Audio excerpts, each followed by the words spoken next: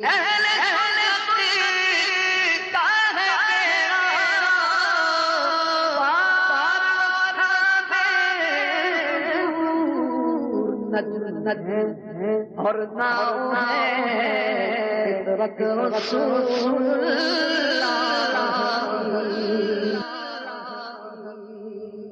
الحمدللہ رب العالمین والصلاة والسلام علی سید المرسلین اما بعد فاعوذ باللہ من الشیطان الرجیم بسم اللہ الرحمن الرحیم الصلاة والسلام علیک یا رسول اللہ الصلاة والسلام علیک یا حبیب اللہ الصلاة والسلام علیک یا نبی اللہ وعلی آلک واصحابک یا نور اللہ۔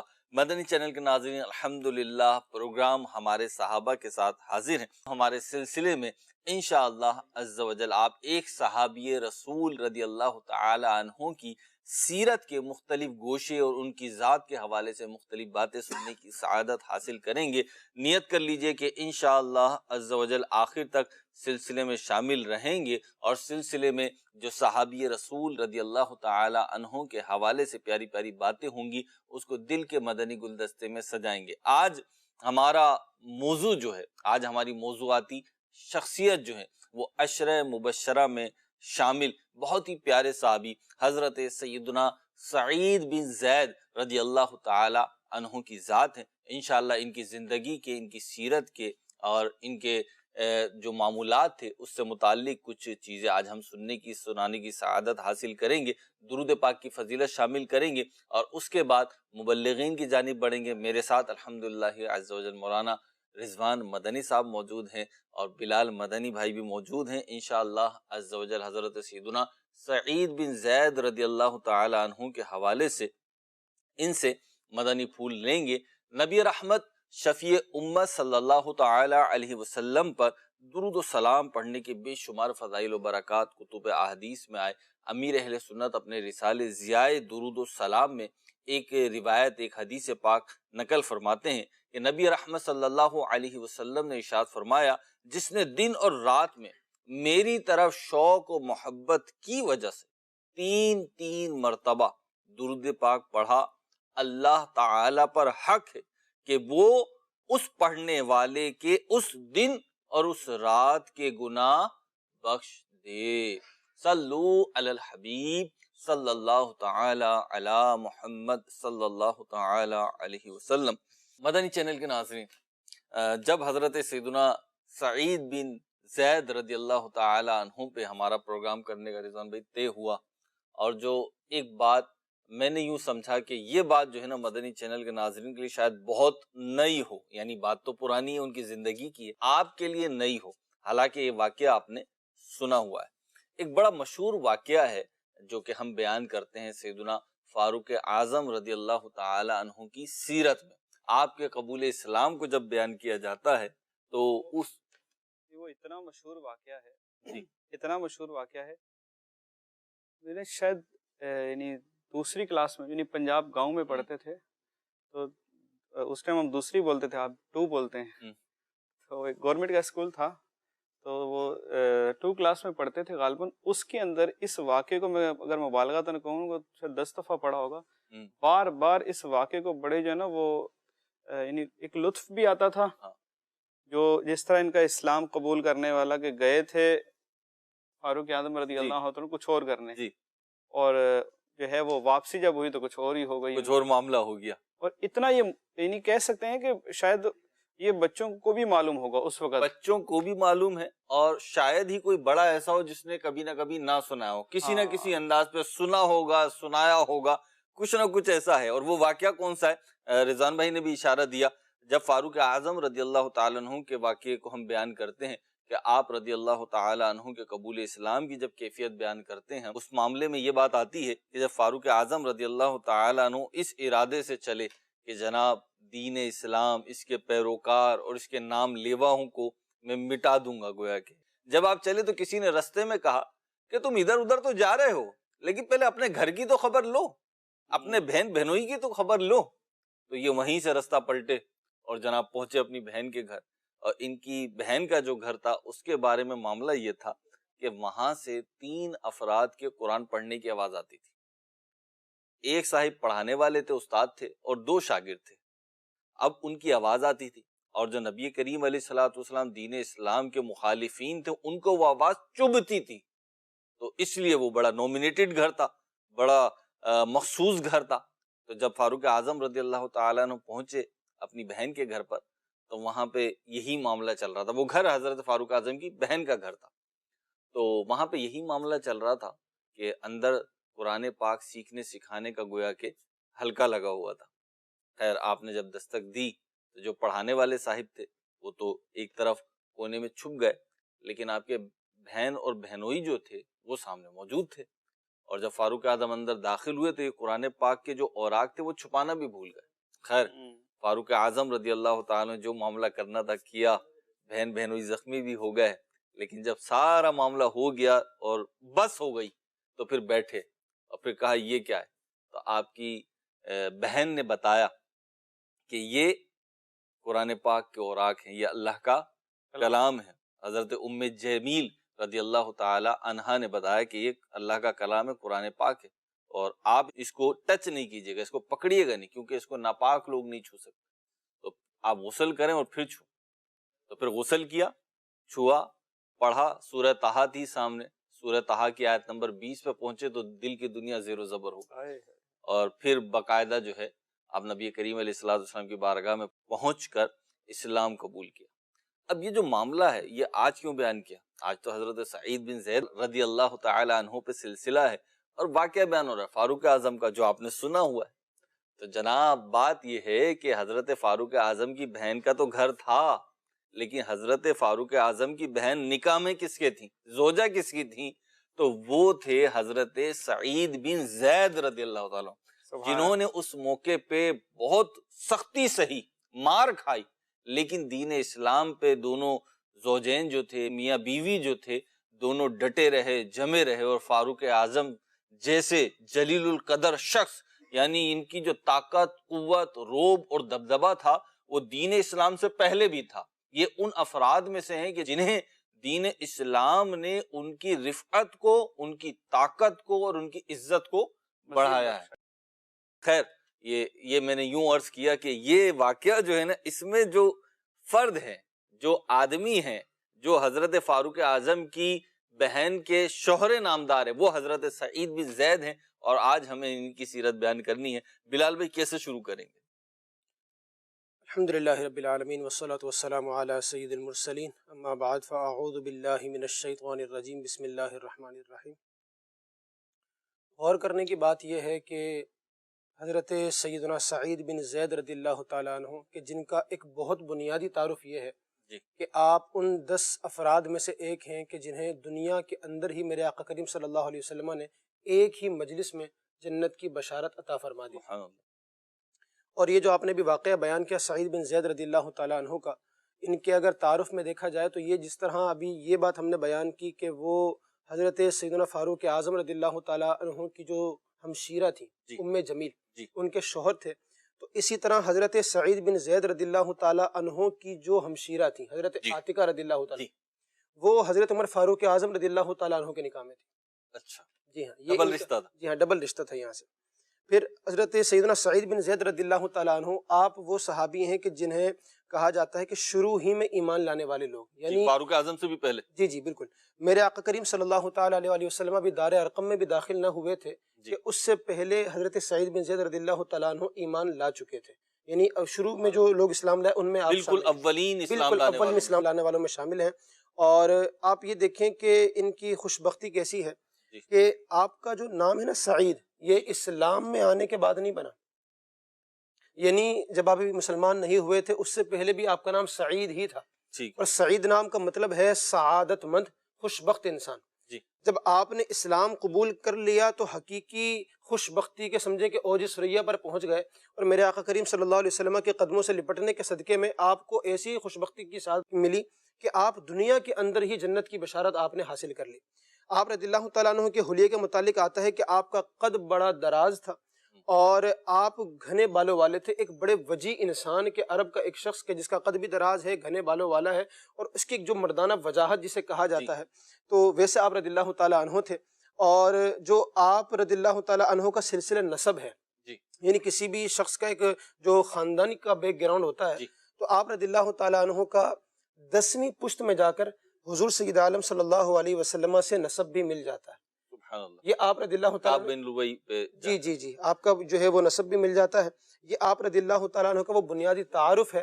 اور آپ رضی اللہ تعالیٰ عنہ جس طرح کہ ہم نے کہا کہ شروع میں اسلام لانے والے لوگوں میں سے ہیں، تو اللہ کریم نے قرآن مجید میں ارشاد فرمایا ہے کہ والسابقون الاولون من المہاجرین والانصار والذین اتبعوہم باحسان رضی اللہ عنہم ورضوا عنہ. فرمایا کہ وہ جو لوگ جنہوں نے پہلے ہجرت کی، پہلے ایمان لائے، اور وہ انصاری لوگ جنہوں نے پہلے مدد کی، سبقت لے گئے، اور بعد میں جن لوگوں نے ان کی پیروی کی، فرمایا رضی اللہ عنہم ورضوا عنہ. اللہ بھی ان سے راضی ہے، یہ بھی اللہ سے راضی ہے. یعنی دونوں طرف باہمی رضا کا ایسا مضبوط رشتہ ہے. اور ان میں حضرت سعید بن زید رضی اللہ تعالیٰ عنہ شامل ہیں. یعنی حضور سید عالم صلی اللہ علیہ وسلم کا ایک مجلس میں بشارت دینا جنت کی، وہ ایک الگ اپنی جگہ پر. قرآن مجید فرقان حمید کی اس آیت کی روح سے دیکھا جائے تو اس سے بھی آپ کا جنتی ہونا ثابت ہوتا ہے کہ اللہ کریم نے واضح طور پہ فرما دیا کہ وہ صحابہ جو پہل کر گئے اور جو بعد میں بھی ان کی پیروی کی جنہوں نے، ان سب سے اللہ راضی ہے، وہ بھی اللہ سے راضی ہیں. اور یہ رضوان اسی بات پر دلالت کرتا ہے کہ رضوان اسی کو ملے گا جو جنتی ہوگا، اور جنت میں جا کر اللہ تبارک و تعالیٰ کی ان ابدی نعمتوں سے سرفراز ہونے والا ہوگا. تو آپ دنیا میں کے بھی بڑے کامیاب شخص جی اور آخرت کے بھی کامیاب شخص. اور آپ کا یہ جو جنتی ہونا ہے، یہ تو ایک تو تھا کہ حدیث مبارکہ میں میرے آقا کریم صلی اللہ علیہ وسلم نے فرمایا جی کہ، اور ایک روایت میں آپ نے خود بھی بیان فرمایا، آپ نے سارے جو عشرہ مبشرہ کے بقیہ 9 افراد تھے، جی. آپ نے 9 کا ذکر کیا. آپ نے کہا کہ 10 ایسے لوگ ہیں کہ جنہیں آقا کریم صلی اللہ علیہ وسلم نے دنیا میں جنت کی بشارت دی ہے. سبحان جب آپ نے یہ بیان کیا تو صحابہ کو اشتیاق ہوا سننے کا کہ وہ کون لوگ ہیں. آپ نے 9 کے نام ذکر کر دیے، پھر آپ خاموش ہو گئے. اب لوگوں نے کہا کہ حضور ہم آپ کو قسم دیکھ کے کہتے ہیں کہ آپ نے بڑے پیارے نام آپ نے فرمائے، یہ 10ویں کون ہیں؟ تو آپ نے کہا مجھے تم قسم دیتے ہو خدا کی، تو پھر میں تمہیں بتاتا ہوں. وہ 10واں شخص ابو الاعور ہے. یہ ابو الاعور حضرت سیدنا سعید بن زید رضی اللہ تعالیٰ عنہ کی کنیت تھی، جس کے نام جس سے آپ مشہور بھی تھے. تو وہ 10ویں شخص اور کوئی نہیں، حضرت سیدنا سعید بن زید رضی اللہ تعالیٰ عنہ تھے. تو ایک تو یہ حدیث مبارکہ ہے، پھر دوسرا وہ سب سے پہلے ایمان لانے والوں میں جو آپ شامل ہیں. اس کے علاوہ جو بیعت رضوان ہوئی تھی اس درخت کے نیچے، جی ان الذین یبایعونک انما یبایعون اللہ، اللہ کریم نے جو سورہ فتح کے اندر ارشاد فرمایا کہ جن لوگوں نے آقا کریم صلی اللہ علیہ وسلم کی بیعت کی تھی اس درخت کے نیچے، انہوں نے دراصل حضور سے بیعت نہیں کی تھی بلکہ اللہ سے بیعت کی تھی. یعنی وہ حضور کے ذریعے دراصل خدا کی بیعت تھی. ید اللہ فوق ایدیہم، اللہ کی تائید اور حمایت ان سب کے اوپر ہے، اللہ ان سب کو حاصل ہے. تو یہ جو بیعت رضوان ہوئی تھی، اس میں جو صحابہ کرام موجود تھے، حضرت سیدنا سعید بن زید رضی اللہ تعالیٰ عنہ ان صحابہ کرام میں بھی شامل تھے. اور میرے آقا کریم صلی اللہ علیہ وسلم نے فرمایا کہ جن لوگوں نے اس درخت کے نیچے بیعت کی، بیعت رضوان میں شامل تھے، ان کو جہنم کی آگ نہیں چھوئے گی. سبحان اللہ. یہ بھی ایک وجہ ہے کہ جس کی وجہ سے بھی آپ کا جنتی ہونا ثابت ہوتا ہے. پھر مزید اگر بات کریں تو آپ رضی اللہ تعالیٰ عنہ بدری صحابی بھی کہلاتے ہیں. اچھا، یہ بڑی انٹرسٹنگ ایک چیز ہے. ہو سکتا ہے کسی نے اگر ان کی سیرت کا مطالعہ کیا ہو تو سیرت سے پتہ یہ چلتا ہے کہ آپ نے غزوہ بدر میں شرکت ہی نہیں کی تھی، اور بدری کہلاتے ہیں، اور بدری صحابی کہلاتے ہیں آپ. یعنی بدری سے مراد یہ ہے کہ جنہوں نے غزوہ بدر میں شرکت کی تھی انہیں بدری صحابی کہا جاتا ہے. ان کی ایک عظمت اور فضیلت اپنی جگہ ہے. تو انہوں نے شرکت نہیں کی لیکن بدری کہلاتے ہیں. اب وہ بدری کیوں کہلاتے ہیں کہ شرکت نہیں کی اس کے باوجود؟ وہ یہ کہ آقا کریم صلی اللہ علیہ وسلم کے حکم پر یہ حضرت طلحہ بن عبید اللہ رضی اللہ تعالیٰ عنہ کے ساتھ ایک جگہ پر جاسوسی کے لیے گئے ہوئے تھے. میرے آقا کریم صلی اللہ علیہ وسلم نے ایک قافلے کی خبر لینے کے لیے ان دونوں حضرات کو بھیجا ہوا تھا. اور جب یہ خبر لے کر واپس جب مدینہ آئے تو میرے آقا کریم صلی اللہ علیہ وسلم اس وقت تک جنگ کے لیے تشریف لے جا چکے تھے. تو بعد میں خیر جب وہ جنگ کا معاملہ نمٹ گیا تو پھر جب یہ بارگاہ رسالت میں حاضر ہوئے تو میرے آقا کریم صلی اللہ علیہ وسلم نے ان کو اس جنگ بدر کے مال غنیمت میں سے حصہ بھی عطا فرمایا. انہوں نے عرض کی کہ یا رسول اللہ صلی اللہ علیہ وسلم میرا اجر، یعنی میں تو جیسے شرکت میری نہیں ہوئی اور آپ مجھے فرماتے ہیں. تو کہا کہ تمہارے لیے تمہارا اجر ہے. اس کی وجہ یہ ہے کہ تم اللہ کے رسول کے حکم پر کہیں گئے ہوئے تھے، تو لہذا تمہارا یہ میرے حکم پر جانا یہ اسی چیز میں شامل ہے کہ گویا تم نے جنگ بدر کے اندر شرکت کی ہے. تو بدری صحابی ہونے کی آپ کو فضیلت ملی، اور یہی وہ وجہ ہے کہ جس کی بنا پر آپ کا ایک اور طریقے سے بھی جنتی ہونا ثابت ہوتا ہے. تو یہ بہت ساری وہ خصوصیات ہیں کہ جو ملا کر سیدنا سعید بن زید رضی اللہ تعالیٰ عنہ کے مقام میں مزید اضافہ بھی کرتی ہیں اور بتاتی ہیں کہ آپ ماشاءاللہ نہ صرف جنتی ہیں بلکہ ایک عظیم درجے کے جنتی ہیں. سبحان اللہ. رضوان بھائی اگر ہم غور کریں صحابہ اکرام علیہم رضوان میں، تو میں پہلے بھی کہیں پہ عرض کیا تھا کہ بعض صحابہ تو بہت مشہور ہیں جیسے صدیق اکبر، فاروق اعظم، عثمان غنی، مولا علی، امام ابو حسن، ہریرہ رضی امام اللہ حسین، عنہ، حضرت ابو ہریرہ رضی اللہ تعالی عنہم، تو یہ بہت مشہور ہیں. تو ان کی ایک عظمت اور رفت دلوں پہ بیٹھی ہوئی ہے، اور جو مراتب ہیں وہ اپنی جگہ ہیں. لیکن جس صحابی کی سیرت کو اٹھا کے دیکھیں نا تو آپ جھوم جائیں. جیسے آج ہم حضرت سیدنا سعید بن زید رضی اللہ تعالیٰ عنہ کی بات کر رہے ہیں، تو ان کی سیرت کو آپ دیکھیں تو آپ جھوم جائیں گے. اچھا، پہلے اس سے پہلے کبھی ہم نے سنی نہیں، پڑھی نہیں، دیکھی نہیں، تو ہمیں پتہ بھی نہیں. بعض اوقات ہم نام سنتے ہیں تو اگنور بھی کر جاتے ہیں.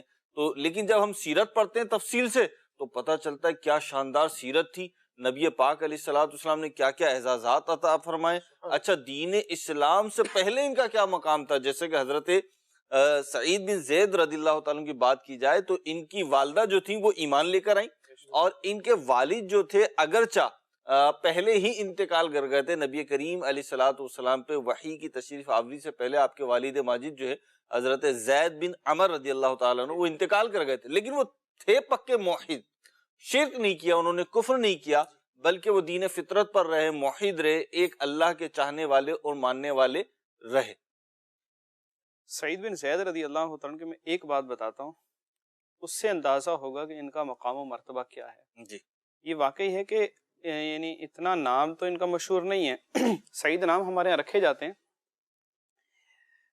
جب فضیلت کی بات کی جاتی ہے نا، جی، تو تمام صحابہ اکرام علیہ رضوان میں سب سے بڑا مقام صدیق اکبر رضی اللہ عنہ کا ہے. بالکل ایسا ہی. ٹھیک ہے، پھر فاروق اعظم کا ہے، پھر عثمان غنی کا ہے، پھر مولا علی رضی اللہ عنہ کا. سوال یہ پیدا ہوتا ہے کہ ان چار کے بعد کن کا مقام ہے؟ جی، تو ان چار کے بعد جو مقام و مرتبہ ہے وہ بقیہ 6 عشرہ مبشرہ کا ہے. یعنی ان چار کے بعد جو ابو عبیدہ بن جراح ہیں، عبد الرحمن بن عوف ہیں، اسی طرح جو ہے وہ سیدنا سعد بن ابی وقاص ہیں، سیدنا زید ہیں، سیدنا سعید بن زید ہیں، یہ جو سیدنا طلحہ رضی اللہ تعالیٰ عنہ ہیں، یہ جو 6 صحابہ ہیں نا، یعنی وہ اب یوں کہہ لیں کہ ٹاپ 10 ہوتے ہیں نا. جی، تو ٹاپ 10 جو ہیں صحابہ، یعنی ان کو کہیں کہ 10 سب سے افضل صحابہ جن کی بات کی جائے، جی، تمام صحابہ میں سب سے افضل جو صحابہ کرام وہ 10 ہیں. عشرہ مبشرہ. عشرہ مبشرہ یعنی 10 خوشخبری دیے گئے. ویسے تو آقا صلی اللہ علیہ وآلہ وسلم نے بہت سو کو جنت کی بشارت دی ہے. جی، اور عقیدے کے اعتبار سے تو ساری صحابی جنت وہ تو ہر صحابی نبی جنتی جنتی. ابھی جو انہوں نے آیتیں پڑھی ہیں اس کے اندر جو ہے یہ جو سابقون الاولون والی جو آیت ہے یہ ہے. اس کے علاوہ آیتیں ہیں کہ ساروں کے ساروں سے فتح مکہ سے پہلے ایمان لائے، فتح مکہ کے بعد لائے، راہ خدا میں خرچ کیا، کلًا وعد اللہ الحسنہ، سب سے حسنہ، یعنی اللہ تعالیٰ نے جنت کا وعدہ فرما لیا. اس اعتبار سے تو ہر صحابی نبی جنتی جنتی ہے. آقا علیہ السلام کے حدیثیں ہیں کہ میرے صحابہ کرام علیہ رضوان کے جنتی ہونے پر. تو یہ جو سعید بن زید رضی اللہ عنہ کی جو خصوصیت ہے وہ یہ ہے کہ جو خصوصیت کے ساتھ 10 یعنی ٹاپ 10 میں جو سب سے زیادہ جو ہے وہ مقام و مرتبے والے صحابہ کرام علیہ رضوان 10 تھے، ان میں سیدنا سعید بن زید رضی اللہ تعالیٰ عنہ شامل ہیں. اور یہ فضیلت کے اعتبار سے خلفائے راشدین جو 4 ہیں، ان کے بعد مقام و مرتبہ جو صدر الشریعہ مفتی امجد علی اعظمی رحمۃ اللہ تعالی علیہ نے بہار شریعت کے اندر لکھا ہے یہ پورا مقام و مرتبہ کہ اس کے بعد ان کی باری، تو وہاں لکھا کہ 4 خلفائے راشدین کے بعد ذکر کیا عشرہ مبشرہ. تو اس اعتبار سے سیدنا سعید بن زید رضی اللہ تعالیٰ عنہ یہ یوں کہہ لیں کہ جنہوں نے اسلام کے لیے قربانیاں دیں اور شروع کے اندر اسلام لا کر. جی، یعنی جس وقت فاروق اعظم رضی اللہ تعالیٰ اسلام لائے تھے تو آپ کون سے نمبر کے تھے؟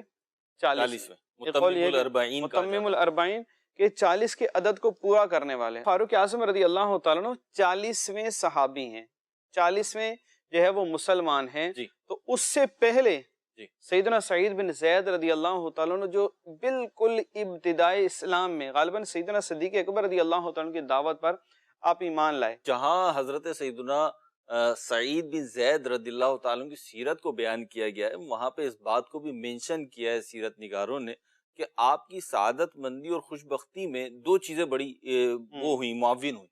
ایک تو آپ کے والدین، جی، کہ آپ کے والد جو تھے وہ راہ حق کے مسافر تھے.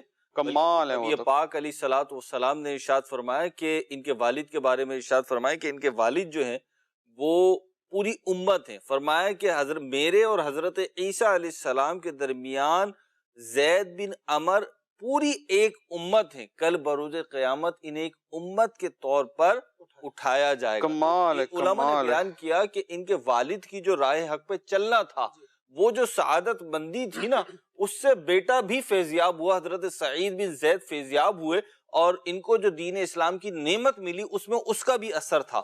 دوسری بات یہ بیان فرمائی علماء نے کہ حضرت سیدنا سعید بن زید رضی اللہ تعالیٰ کی سیرت میں کہ آپ کی سعادت مندی اور خوش بختی میں سے ایک بات یہ بھی تھی کہ آپ کی زوجہ جو تھی، جن کی ابھی بات کر رہے ہیں ہم، حضرت سیدنا فاروق اعظم رضی اللہ تعالیٰ عنہ کی ہمشیرہ، آپ کی حضرت فاروق اعظم کی بہن ام جمیل فاطمہ بنت خطاب جو تھیں، یہ آپ کی زوجہ تھیں، اور یہ بڑی نیک، پرہیزگار اور شوہر کی خاطرداری کرنے والی، اطاعت شعار، وفا شعار بیوی تھی کہ جب ان پہ مشکلات آئیں نا تو یہ بھی کوہ استقامت کی طرح ان کے ساتھ جم کر کھڑی رہیں. اور اسی ضمن میں اس بات کو بیان فرمایا ان کی سیرت میں مکتبۃ المدینہ کا جو رسالہ ہے فیضان سعید بن زید رضی اللہ تعالیٰ عنہ، کہ نبی پاک علیہ الصلوۃ والسلام نے ارشاد فرمایا کہ بنی آدم کے لیے 3 چیزیں اس کی خوش بختی کی سے ہیں، اور 3 چیزیں بنی آدم کی بدبختی سے. خوش بختی سے جو چیزیں ہیں وہ یہ ہیں: نمبر 1 اطاعت گزار نیک بیوی، نمبر 2 اچھی رہائش گاہ، اور نمبر 3 اچھی سواری. یہ انسان کی خوش قسمتی یا خوش بختی سے ہے. اور دوسری چیزیں وہ جو بدبختی والی ہیں وہ کیا تھی؟ بد اخلاق نافرمان بیوی، بری رہائش گاہ اور بری سواری. تو اس پہ ہمیں غور بھی کرنا چاہیے. یہ میں نیگیٹو وے میں نہیں جاؤں گا بلکہ پازیٹیو وے میں بات کرتا ہوں آپ سے، مدنی چینل کے ناظرین سے، کہ جس کو یہ 3 نعمتیں ملی ہوئی ہیں جو ابھی بیان ہوئی، اس کو شکر ادا کرتے رہنا چاہیے. ہماری دیگر ناشکریوں میں سے ایک ناشکری یہ بھی ہے کہ یہ جو 3 نعمتیں بیان ہوئی، نیک، اطاعت شعار بیوی، اچھی رہائش. اب اچھی رہائش کی وہ ایک تو حوث والی رہائش ہے کہ جناب کرائے کا گھر تھا، اپنا گھر ہو گیا، اپنا گھر ہو گیا تو ایسا گھر ہو جائے، ایسا گھر ہو گیا تو اس علاقے میں ہو جائے، اس علاقے میں ہو گیا تو یہ ایک الگ چیز ہے. اچھا گھر یہ جہاں پہ چین، سکون، دیگر چیزیں جو بیان ہوئی ہیں وہ ہو، اور اچھی سواری. تو یہ چیزیں حاصل ہیں تو ان کا شکر ادا کرتے رہیں. اللہ نے چاہا تو ان میں برکت، اللہ شکر کی ایک اور برکت بات سے. بھی ہے جی معذرت کے ساتھ، مسئلہ یہ کہ اطاعت شعار بیوی نا، اب یہاں 2 باتیں ہیں نا کہ وہ امیر اہل سنت فرماتے ہیں نا جی کہ اگر کوئی آپ کی بات نہیں مان رہا نا تو آپ اپنا برتاؤ بھی اس کے ساتھ دیکھ لینا، آپ کا برتاؤ کیسا ہے. یعنی کہ اگر عورت جو ہے وہ اطاعت شعار نہیں ہے تو آپ کا برتاؤ اگر اس کے ساتھ ایسا ہے کہ جو جس کو کہیں کہ اگر وہ اطاعت شعار ہو بھی تو وہ چھوڑ دے، اگر آپ کا سلوک ایسا ہے تو پھر وہ اطاعت شعار کیسے بنے گی؟ ہاں، اپنے اوپر بھی غور کر لیں. ہاں، یہ نہ ہو کہ اس بیچاری کا جو ہے نا کام کوئی کر نہیں رہے حضرت، ٹھیک ہے، گھر کے کام پینڈنگ پڑے ہوئے ہیں، کچھ کر نہیں رہے ماں بدولت، بچوں کے لیے جو چیزیں لانی ہے وہ آ نہیں رہی ہیں، اچھا اوپر سے ماں بدولت غصہ کرتے ہیں، اٹھتے ٹائم پہ نہیں ہے، 100 طرح کے اپنے قصور ہیں. ارے یار بڑے خوش قسمت ہے جس کو اطاعت شعار بیوی ملے. سر آپ اپنے اوپر غور کر لیں، اور اگر بالفرض ایسا نہیں ہے، اگر واقعی اس کی مسٹیک ہے تو پھر اس کا یہ مطلب نہیں ہے کہ اس کو سنائے صحیح یہ تو میری نصیب میں جو ہے تم نہیں آئی ہو، نحوست لے کر آئی ہو، تو ایسا نہیں ہے. بلکہ اس کے بجائے آپ گھرستی والا کام کریں، اس کے ساتھ اچھا سلوک کریں. جو بگڑا ہوا جانور ہوتا ہے نا اس کو بھی رام کر لیا جاتا ہے، تو انسان تو پھر انسان ہے. تو اگر آپ کا اچھا سلوک رہے گا اور محبت کے ساتھ، پیار کے ساتھ، حکمت عملی کے ساتھ اگر بندہ گھر چلائے تو اچھا چلتا ہے. اور اپنی دوسرے کی جو ہے نا وہ مسٹیک ڈھونڈنے کے بجائے یا دوسروں کی غلطیاں بتانے کے بجائے جو ہے اگر اپنی غلطی اگر ڈھونڈنے لگ جائیں گے نا، آپ کا کام آغاز اپنے آپ سے کریں. ہاں، ایک میں یہاں پہ ایک چیز عرض کروں، بات چلی ہے تو تھوڑا سا اس کو لے ہی لیں کہ ہماری ایک طبیعت ہوتی ہے بلال بھائی کہ جب بھی کوئی معاملہ ہوتا ہے نا، دیکھیں جب معاملہ ٹھیک ٹھاک چل رہے ہوتے ہیں نا وہ تو سبھی حصے دار ہوتے ہیں. ہر کوئی کہہ رہا ہوتا ہے کہ جی میں نے یوں کیا ہے تو میں نے یوں کیا، تو رضوان بھائی بھی، تو بلال بھائی بھی، تو مہروز بھائی بھی، تو ہر کوئی اپنا حصہ ڈال رہا ہوتا ہے. لیکن جب معاملات بگڑتے ہیں نا تو ہم دوسروں پہ ڈالنا شروع کر دیتے ہیں. ہم کہتے ہیں نہیں، اصل میں یہ جو ہوا ہے نا یہ بلال بھائی کی وجہ سے ہوا ہے، مہروز کی غلطی نہیں تھی۔ اچھا مہروز تو یہ کہہ رہا ہے، بلال بھائی کہہ رہے نہیں یہ رضوان بھائی کی وجہ سے ہوا ہے۔ خیر اللہ کی رحمت سے ہم تینوں اس طرح کا ماحول نہیں ہے ہمارا، اللہ کی بڑی رحمت ہے، لیکن ایک عمومی رویہ یہی ہے۔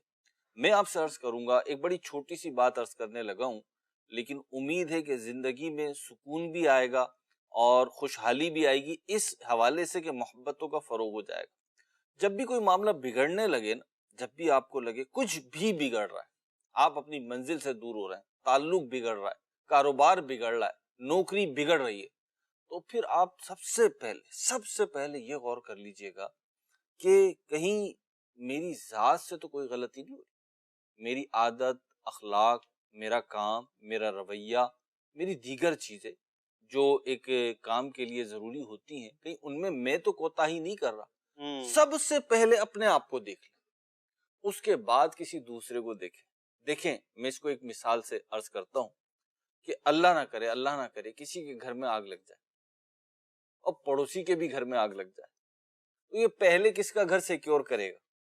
رضوان بھی کیا کرے گا؟ پہلے کیا کرے گا؟ تو اپنا کرے گا، پہلے اپنا گھر سیکیور کرے گا نا، کہ سب سے پہلے اپنا گھر بچائے گا، اپنی املاک بچائے گا، اپنے بچوں کو بچائے گا، فیملی کو، اہل خانہ کو بچائے گا۔ اس کے بعد اگر اللہ نے اسے حوصلہ دیا تو برابر والوں کی بھی مدد کرے گا۔ ہمارا اس معاملے میں بڑا عجیب و غریب معاملہ ہے کہ ہم پیسہ سیو کرنا ہوگا تو اپنا کریں گے، دنیاوی معاملات ہوں گے اپنی چیزیں سیو کریں گے، لیکن جب اس انداز سے سوچنے کی بات آئے گی تو ماں بدولت کی کوئی غلطی نہیں ہے، کوئی کمزوری ہی نہیں ہے، تو پہلے اپنی ذات سے شروعات کریں۔ میں یہ نہیں کہتا کہ بقیہ سب کی غلطیاں نہیں ہوتی ہوں گی، یقیناً ہوتی ہوں گی، سب انسان ہیں ہمارے ساتھ رہنے اٹھنے والے، اور ہم کون سے جو ہے نا دودھ کے دلہے، تو ہم سے بھی غلطیاں ہو جاتی ہیں، مان لیں۔ غلطی ہونے کو مان لینا نا، یہی غلطی کو دور کر سکتا ہے۔ آپ جتنا اکڑیں گے، جتنا پھوپھا کریں گے، جتنا کسی اور طرف جائیں گے، تو وہ تکلیف، مرض، برائی، بگاڑ بڑھتا چلا جائے گا۔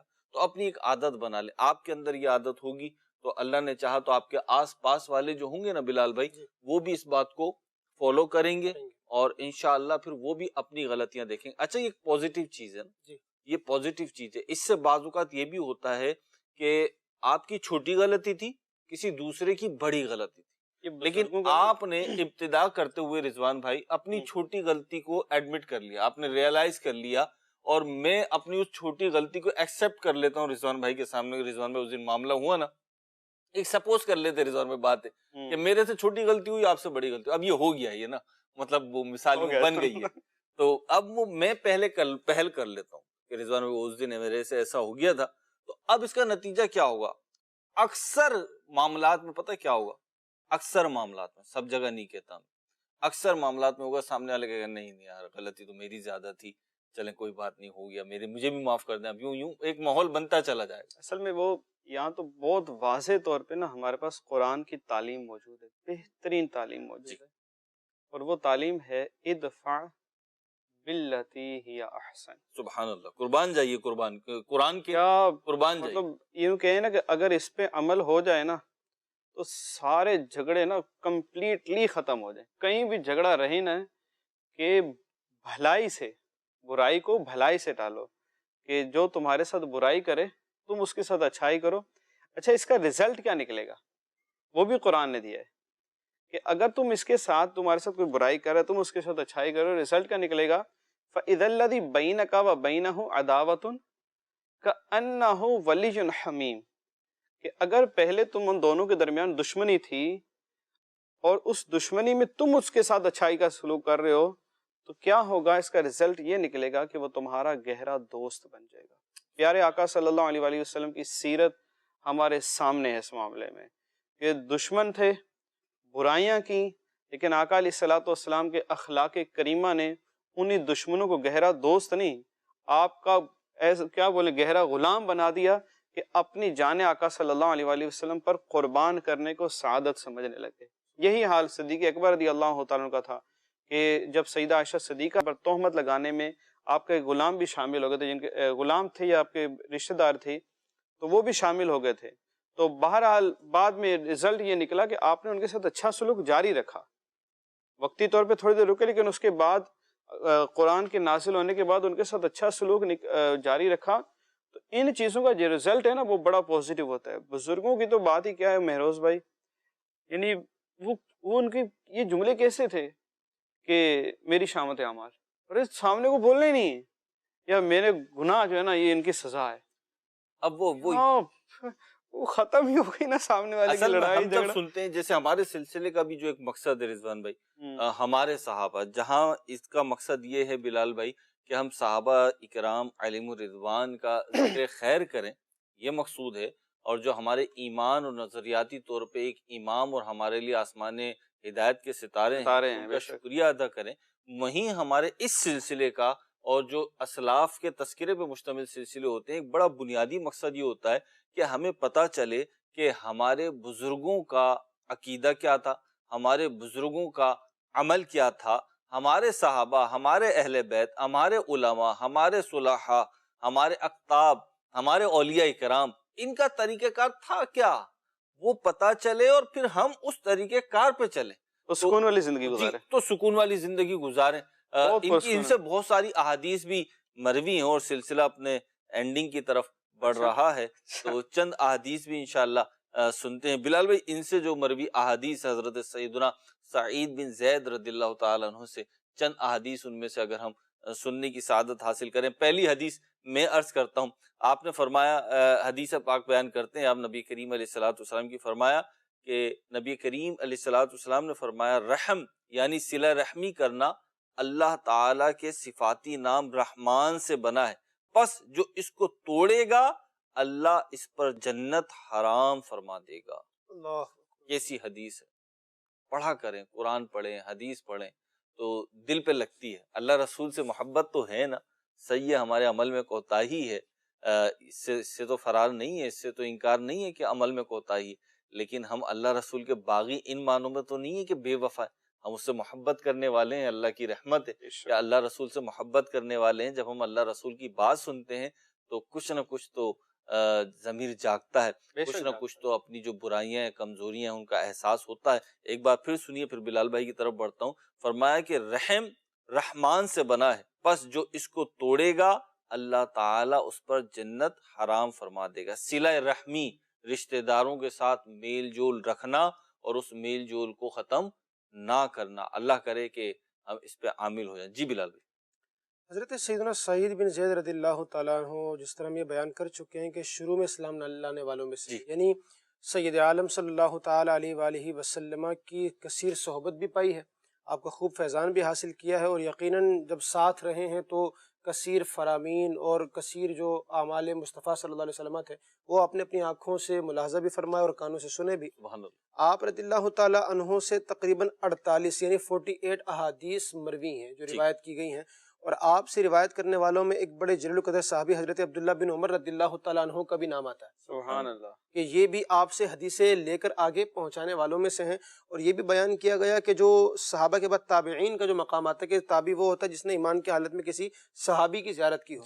تو تابعین میں سے ایک بہت بڑی جماعت وہ تھی, بہت بڑا ایک گروہ وہ تھا کہ جو سیدنا سعید بن زید رضی اللہ تعالیٰ عنہ کے پاس آتا اور آپ سے احادیث مبارکہ حاصل کرتا اور علم حدیث حاصل کرتا اور پھر آگے اس کو دنیا بھر میں پہنچایا. کیا بات ہے. تو علم حدیث کے حوالے سے بھی سیدنا سعید بن زید رضی اللہ تعالیٰ عنہ کی بجا طور پر اس فیلڈ میں اپنی خدمات الگ طور پر موجود ہیں. اور جس طرح آپ نے بھی حدیث مبارکہ کا ذکر کی, میں بھی ایک حدیث پاک بیان کر دیتا ہوں کہ آپ سے ایک حدیث مبارکہ مروی ہے. سید عالم صلی اللہ علیہ وسلم نے ارشاد فرمایا کہ ناحق کسی مسلمان کی بے عزتی کرنا یہ سود سے بھی بڑا گناہ ہے. یعنی اس چیز کی اگر آپ تھوڑا سا ہم گہرائی میں جائیں, سمجھنے کی بات یہ ہے کہ اگر کوئی شخص سود خور ہو اور پتہ ہے کنفرم ہے کہ یہ سود کھاتا ہے, سود کا لین دین کرتا ہے, تو معاشرے میں اگرچہ بظاہر اس کے سامنے ہو سکتا ہے کہ کوئی اس کی عزت بھی کرے, آؤ بھگت بھی کرے, لیکن در حقیقت جو ایک انسانی فطرت اور طبیعت اور نیچر ہے نا وہ اس چیز کو پسند نہیں کرتی کسی بھی ایسے شخص کو. چونکہ ظاہر جو سود ہوتا ہے وہ ایک ایسا پروفٹ مل رہا ہوتا ہے کہ جو جائز نہیں ہوتا, کسی کا اس میں حق بھی ضائع ہو رہا ہوتا ہے. الغرض تو سود جو کھاتا ہو, اس کا لین دین کرتا ہو, معاشرے میں اس کو اچھا نہیں سمجھا جاتا. اب جو شخص کسی کو بات بات پہ بے عزت کر دیتا ہوگا نا, مذاق میں کہتے ہیں یار بڑا اس کا جو سینس آف ہیومر ہے وہ بہت اچھا ہے, کیوں کہ یار محفل بڑی گرما دیتا ہے. وہ محفل گرمانا کیا ہوتا ہے کہ اس کی عزت اچھالی، اس کی پگڑی اچھالی، اس کو ذلیل کیا، اس کے بارے میں کوئی نازیبہ بات کہی، گالی دے دی، کوئی اور اس کی کوئی خرابی، کوئی خامی لے کر اس کو اچھالنا شروع کر دیا. تو ہمارے ہاں اس طرح کی جو گیدرنگز ہوتی ہیں وہاں پر اس قسم کے جو نظارے ہیں وہ عام ہیں، اور اس قسم کی صورتحال بنتی چلی جاتی ہے، اور اس کو بڑا یعنی ایسا شخص سمجھا جاتا ہے کہ بڑا زندہ دل آدمی ہے. حالانکہ دیکھا جائے تو وہ زندہ دل کیسے ہو سکتا ہے؟ زندہ دل تو وہی ہوگا کہ جس کا دل اسلام پر عمل کرنے کے معاملے میں زندہ ہے، اور جس کا دل اسلام کی احکامات کو اور تعلیمات کو قبول بھی کرتا ہے. تو یہاں پر جو کسی کی بے عزتی کرنا ہے، یہ ہمیں پتہ چلا حدیث پاک کی روشنی میں کہ سود سے بھی بڑا گناہ ہے. یعنی کسی مسلمان کی جو عزت ہے، میرے آقا کریم صلی اللہ علیہ وسلم نے کعبے کو مخاطب کر کے فرمایا تھا، ابن ماجہ کی حدیث پاک ہے کہ کعبہ تیری عزت بہت ہے، جی تیرا بڑا مقام ہے، لیکن جو مسلمان ہے اس کی حرمت تیری حرمت سے بھی زیادہ. ہمیں یہ معلوم ہوا، اور یہاں پر یہ چیز سیکھنے کی چیز ہے کہ سیدنا سعید بن زید رضی اللہ تعالیٰ عنہ، کیا انہوں نے زندگی میں اور فرامین نہیں سنے ہوں گے؟ بالکل سنو. میں نے بھی آپ کے سامنے بیان کیا 48 احادیث آپ نے بیان کی. 48 احادیث یعنی یہ 48 جملے ہیں ایک طرح سے، یا ایک جو ہم تک پہنچے. جی. تو اتنی جو زندگی گزاری شروع میں اسلام لائے، اور حضرت اولین اسلام لانے والوں میں ہیں، اور میرے آقا کریم صلی اللہ علیہ وسلم کے بعد حضرت عمر فاروق اعظم رضی اللہ تعالیٰ کے دور تک حیات بھی رہے ہیں. جی. تو اتنا ہی صحابہ سے ملاقاتیں، ایک ہے کہ حضور سے بھی ڈائریکٹ حدیث سن لینا، صحابہ سے بھی سن لینا، اور پھر قربت بھی رہی نبی پاک علیہ الصلوۃ والسلام سے. لیکن صرف 48 بیان کی. یہ 48 دراصل کیا ہے؟ یہ آپ رضی اللہ تعالیٰ عنہ کا وہ ایک خاص کلیکشن ہے جو آپ نے لوگوں کے ساتھ شیئر کیا، صحابہ کے ساتھ شیئر کیا، تابعین کے ساتھ شیئر کیا. اور یہ خاص کلیکشن اس بات کی نشاندہی کرتا ہے کہ آپ کے نظر میں وہ جو فرامین تھے ان میں سے اہم فالاہم، یعنی حدیث تو ساری اہم ہے، آپ نے جن کو ضروری سمجھا کہ آگے ضروری سمجھا کہ معاشرے میں اس چیز کو عام ہونا چاہیے، آپ نے وہ احادیث مبارکہ بیان کی، اور اس کے مطابق یقیناً عمل کرنا یہ بھی کسی بھی انسان کے لیے بڑی سعادت کی بات ہو سکتی ہے. اور یہاں پہ میں ایک چھوٹی سی بات عرض کرتا چلوں، پھر رضوان بھائی کی طرف بڑھتا ہوں کہ دیکھیں بعض اوقات یوں ہو رہا ہوتا ہے کہ ہم سمجھتے ہیں کہ ہمارا ان سے تعلق ہے، میری دوستی ہے، جناب میں بڑا ہوں، میں منصب میں بڑا ہوں، میں رشتے میں بڑا ہوں، میرا یہ مقصد نہیں تھا، میرا یہ مطلب نہیں تھا جو آپ نے لیا، بلکہ میرا مطلب کچھ اور تھا. ڈکشنری سے ہٹ کے ایک مطلب ہم نے بنا کے رکھا ہوتا ہے جو الگ سے سمجھانا پڑتا ہے ہمیں کہ ہم نے جو یہ بات کی ہے، سخت بات کی ہے، آپ کی عزت تار تار کر دی ہے، آپ کا حق پامال کر دیا ہے، تو آپ یقین جانیں اس سے مراد یہ نہیں تھی کہ آپ کی عزت اچھالی جائے، آپ کا حق پامال کیا جائے، وہ تو بس ہو گیا اور وہ آپ سمجھ رہے ہیں. تو یہ سب جو ہے یہ لیم ایکسکیوز ہے، یہ لولے لنگڑے جو ہے نا بہانے ہیں. حقیقت یہ ہے کہ آپ سے غلطی ہو گئی.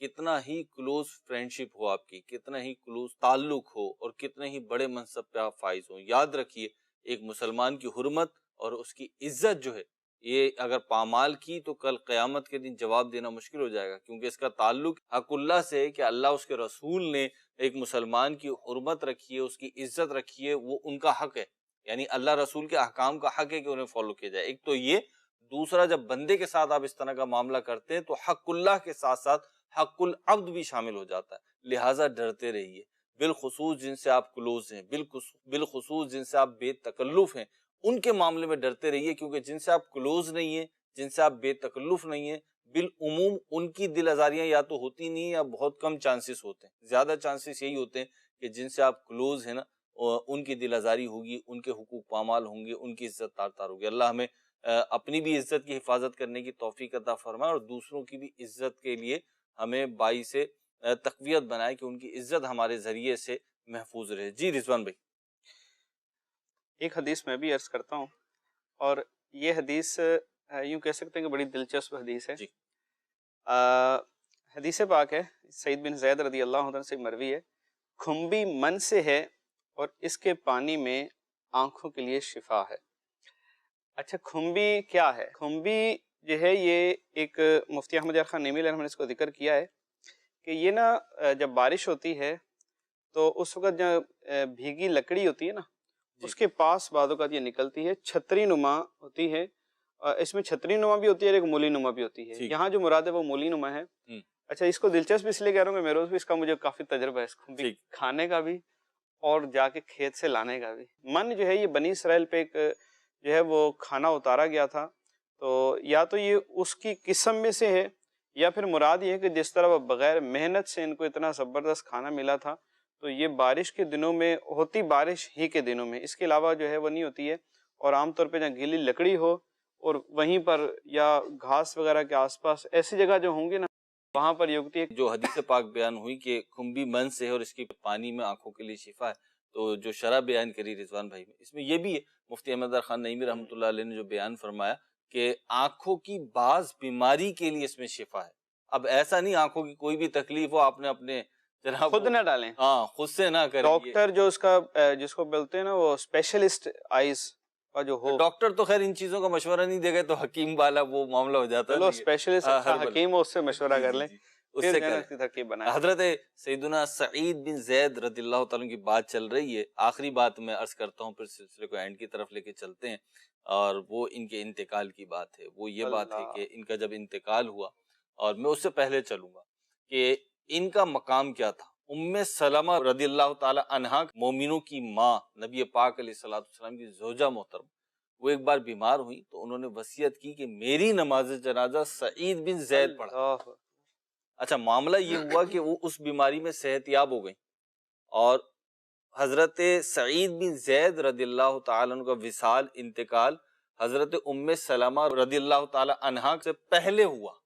تو ان کی وصیت تو یہ تھی کہ سعید بن زید پڑھائیں، لیکن حضرت سعید بن زید کا کیونکہ انتقال پہلے ہو گیا، لہٰذا بعد میں جب حضرت ام سلمہ رضی اللہ تعالی عنہا کا انتقال ہوا تو حضرت ابو ہریرہ رضی اللہ تعالی عنہ نے آپ کی نماز جنازہ پڑھائی. حضرت سیدنا سعید بن زید رضی اللہ تعالی عنہ کے بارے میں آتا ہے کہ آپ کی شہادت ہوئی، اور پھر آپ کی نماز جنازہ حضرت سیدنا فاروق اعظم کے لخت جگر شہزادے حضرت عبداللہ بن عمر رضی اللہ تعالی عنہ نے پڑھائی، اور آپ کو غسل حضرت سعد بن ابی وقاص رضی اللہ تعالی عنہ نے دیا.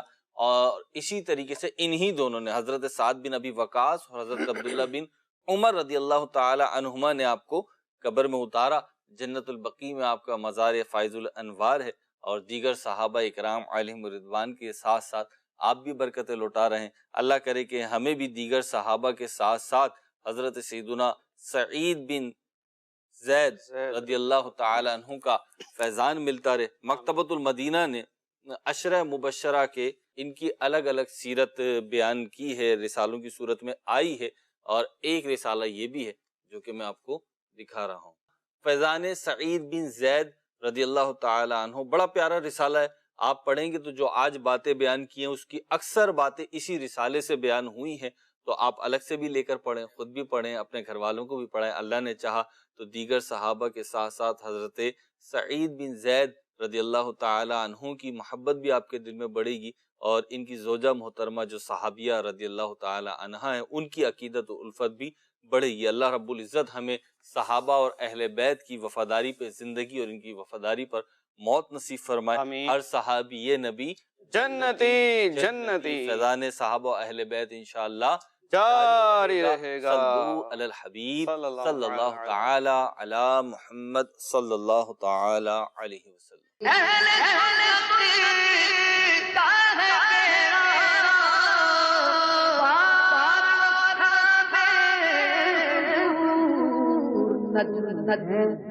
اور نام ہے فطرت رسول اللہ.